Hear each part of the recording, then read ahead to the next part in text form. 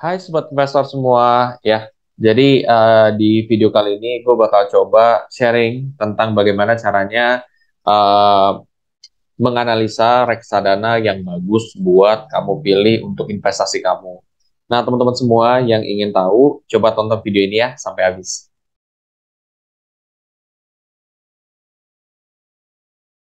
Ya, jadi ketika kita ingin tahu reksadana yang bagus itu sebenarnya ada beberapa cara untuk menganalisanya.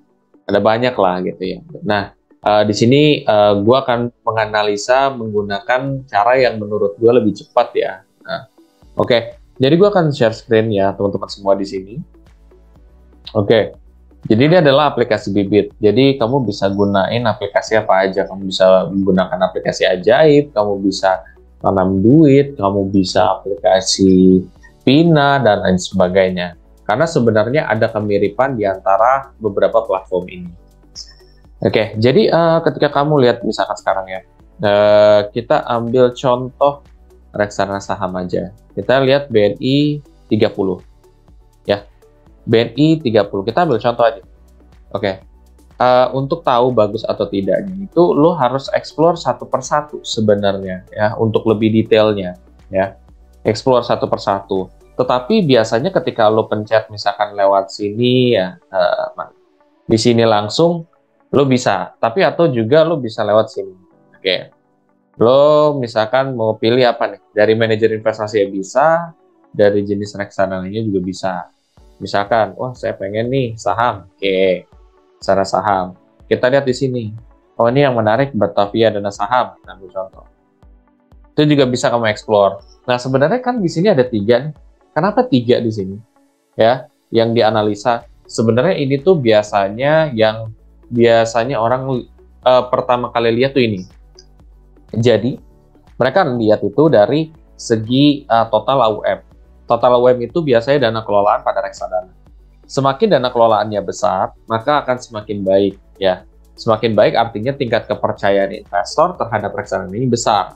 Jadi kemungkinan untuk gagal bayar itu lebih sedikit. Lalu kita lihat misalkan dari aspek kedua yaitu expense ratio.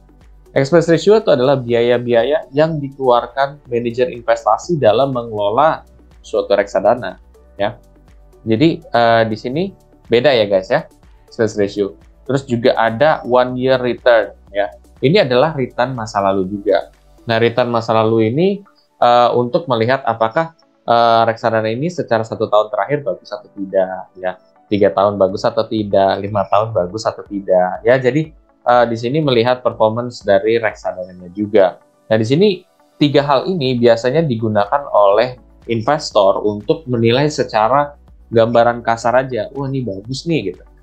Nah, yang paling penting ini adalah AUM. Semakin dia gede, semakin dia kuat. Harusnya begitu.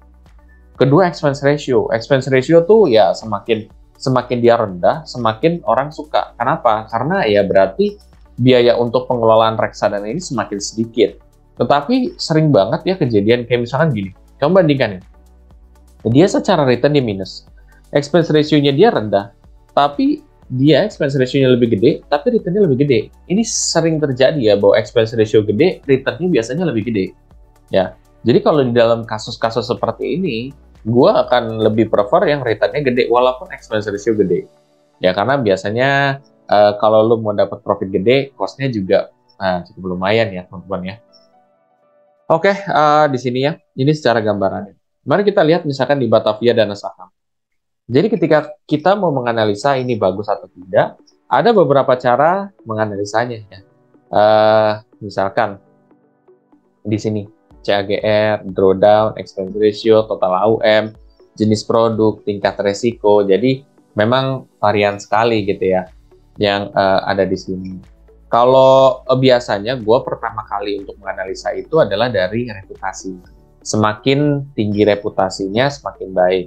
Nah, reputasi ini biasanya kamu bisa cari misalkan di Google-nya langsung gitu ya. Untuk kamu menginvestigasi bagus nggak sih gitu. Misalkan lo cari di Google lah ya. Nih, misalkan lo cari di Google Batavia Dana Saham atau aset manajemen gitu. Lo harus cek aset manajemennya. Kira-kira di sini apakah pernah ada masalah atau pernah ada teguran dari OJK sebagai lembaga pengawas? Kalau tidak ada, ya berarti itu bagus ya. Nah, itu salah satu komponen. Jadi reputasi itu sangat penting karena ini elemen pertama. Kalau reputasinya dia jelek, menurut gue jangan invest. Oke, yang kedua seperti yang tadi gue udah bahas itu AUM. AUM itu kan dana kelolaan, semakin tinggi semakin baik. Nah, biasanya yang baik itu udah di atas dari 100 miliar, bahkan sebenarnya lebih prefer yang udah triliun ya. Ya, ini udah di atas dari 1 triliun, bahkan udah 5 kali lipat. Artinya berarti memang cukup bagus. Ya. Lalu di sini ada yang namanya CAGR atau Compound Annual Growth Rate. Compound Annual Growth Rate ini adalah perkembangan secara masa lalu atau kinerja masa lalu. Di sini kan ada tulisan 1Y itu. 1Y berarti 1 tahun terakhir. Nah, kalau kamu ngambil 3 tahun, akan jadi 3Y. Oh, berarti selama 3 tahun nambahnya cuma 0,57. Oh, 5 tahun 1,79. 10 tahun, oh 4, sekian. Nah, ini biasanya terjadi dikarenakan memang di tahun ini memang banyak gejolak. Jadi ya, kalau secara jangka panjang, itu tuh biasanya akan ngedrop. Tapi itu juga tergantung dari aset yang di dalam, guys. Nah, nanti akan dijelasin. Jadi ini bisa jadi salah satu faktor, tetapi itu bukan faktor utama. Ingat yang pertama apa? Reputasi. Kedua, AUM. Baru ketiga ini. Keempat baru expense ratio. Jadi expense ratio itu ya kita lihat, kita cari yang rendah aja. Kalau dia rendah ya bagus. Tapi kalau dia tinggi ya pastikan returnnya juga sesuai lah gitu. Cuman di beberapa kasus gue tidak terlalu mengutamakan expense ratio karena beberapa kejadiannya gitu. Expense ratio gede, CAGR-nya juga gede. Lalu di sini juga ada drawdown ya. Drawdown itu untuk memberitahu kita bahwa selama 1 tahun terakhir dia penurunannya paling dahsyat berapa sih gitu. Ya di sini 14%-an. Ya jadi kamu harus sudah siap ketika kamu invest di reksadana saham ini, kamu bisa maksimum ngelihat 14,93 gitu. Kalau kita lihat dari 1 tahun lalu. Ingat ya, reksadana itu tidak ada yang menjanjikan keuntungan secara pasti, tetapi kita lihat dari masa lalu performance-nya bagus atau tidak. Lalu kita kaji lagi misalkan di minimum pembelian. Minimum pembelian ini sebenarnya kalau untuk jadi penilaian menjadi faktor, tetapi itu faktor-faktor kesekian lah. Karena ya tentu kalau reksadanya bagus tapi kamu nggak punya minimum saldonya itu kan jadi isu ya. Di sini dia minimum saldonya 10.000, jadi sangat terjangkau. Ada juga yang reksadana 100.000, 5 juta, 1 juta, 10 juta ada gitu. Gantung guys ya. Nah, di sini ada namanya bank custodian yaitu Deutsche Bank ya. Berarti kalau kamu misalkan punya bank custodian ya, yang sebenarnya bank penampung sih yang lebih krusial ya, BCA ya, bank penampung aja deh. Bank penampung ini, jadi kalau kamu sama dengan bank kamu, misalkan rekening kamu BCA, dia bank penampungnya BCA, berarti lo nggak kena biaya transfer. Karena reksadana itu, especially yang di online, itu dia tidak akan kena biaya transfer ketika bank penampungnya sama, gitu. Kadang-kadang suka ada yang nanya kan, fee-nya berapa ya kan? Sebenarnya fee dari aplikasinya 0, cuman dari sininya nih, ya fee transfer beda bank itu, kalau sama ya bagus. Nah, bank custodian ya. Jadi, bank custodian itu adalah bank di mana uang kita akan disimpan. Jadi, kita tidak bisa uang tersebut tuh dipakai sama MI secara sembarangan tanpa ada pencatatan, tanpa diketahui oleh pihak KSE dan OJK seperti itu. Jadi, ini apa ya, bank yang memang diawasi terus gitu, jadi nggak bisa sembarangan ya. Oke, di sini untuk menganalisa yang terakhir ini sangat penting sekali kita untuk melihat daripada jumlah alokasi asetnya tersebut. Semakin aset tersebut dia besar proporsinya pada instrumen yang misalkan dia lagi performance-nya lagi turun ya, untuk saham-saham tertentu, oh berarti ya memang dia kurang bagus gitu.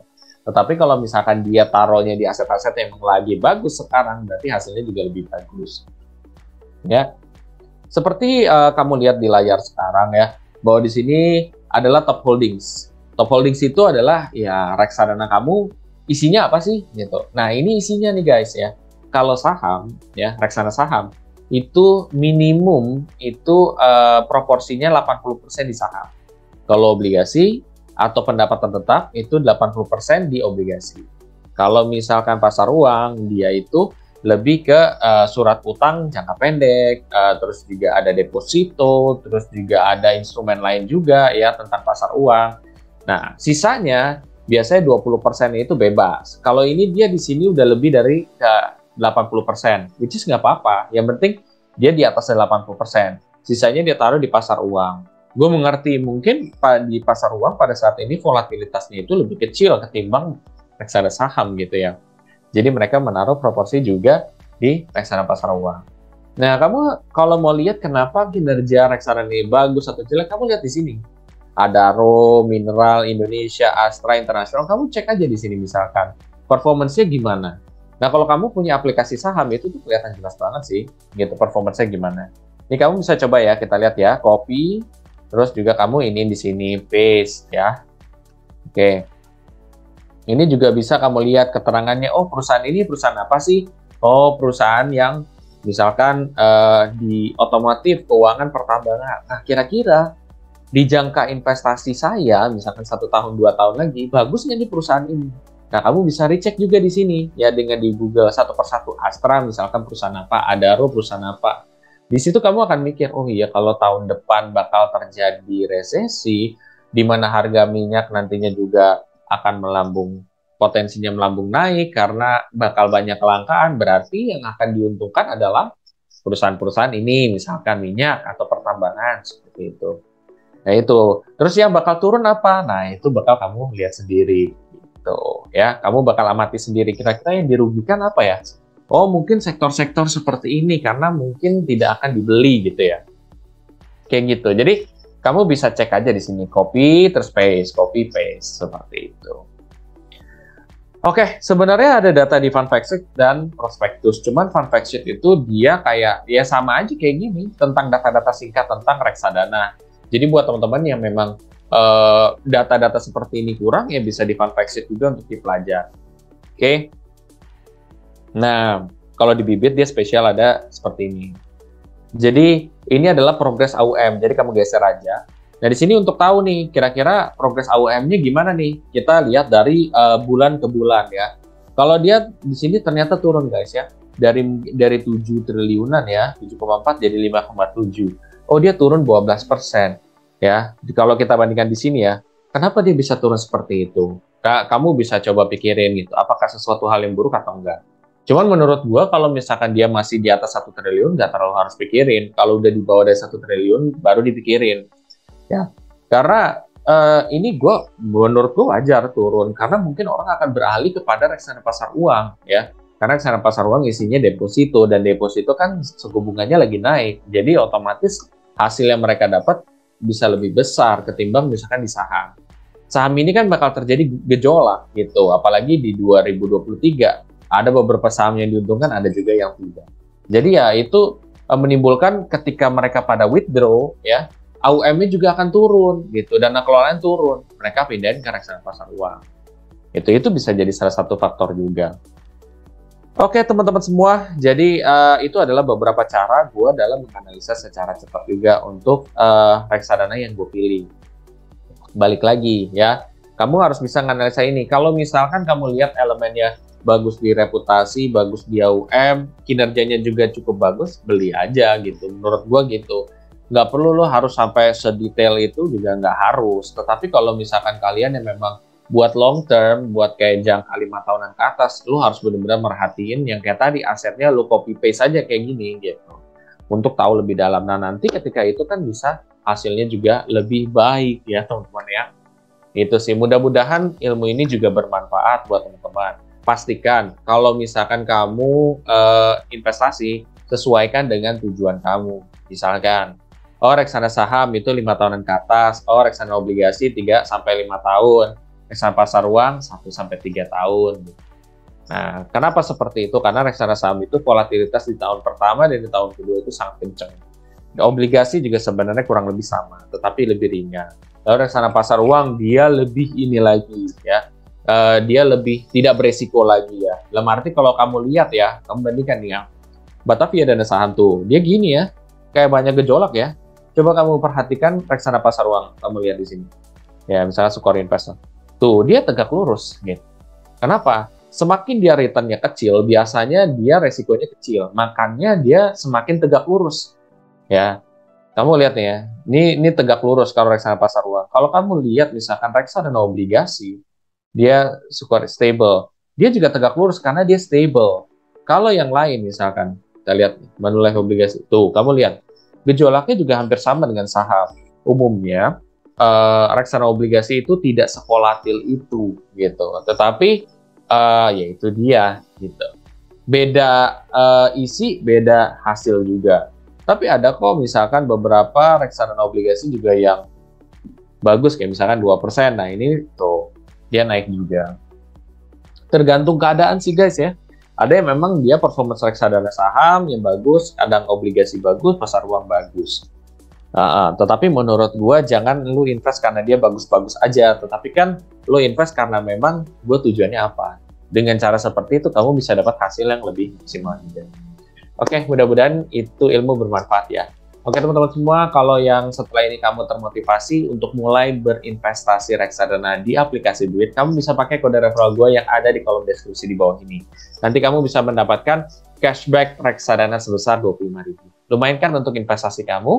Dan bila mana kamu setelah ini ingin men-share konten ini karena sangat bermanfaat gitu ya, terus juga supaya keluarga atau teman-teman kamu jadi tahu, kamu juga bisa share aja dengan mengklik yang ada di video di bawah ini. Sampai jumpa di video selanjutnya. Terima kasih.